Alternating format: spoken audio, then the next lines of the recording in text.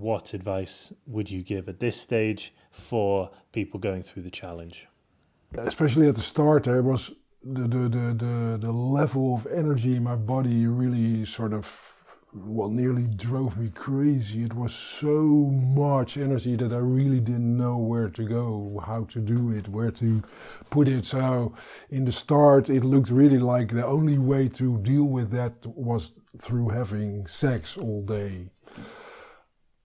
Well, that wasn't really working, because then, especially in the start, you also get too horny, so you have to, it is really hard to sort of work with that. What I try to do is to focus that energy also on my work, for example. When I felt like, okay, I just started to answer emails that I wasn't answering for a couple of days. And the interesting thing is that the moment you focus it on that, it sort of also starts running through your body again, and then you can just fully focus on those emails and you throw them out in 5 minutes, which would normally take 2 hours, right? So that's also a really good way to see if you can work with that. When you have a near miss, so you have to slow things down or stop things, and then your partner wants you to keep going hard. How do you deal with this situation?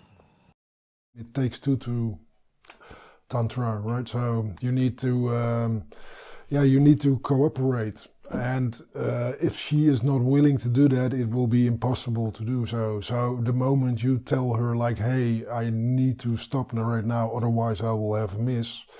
Well, then she can, of course, stay in her mode as, yeah, but I want to be fucked, but that's not going to work in any which way. So then you basically say, hey, we talked about this, I really have to stop, otherwise we will fuck up our practice.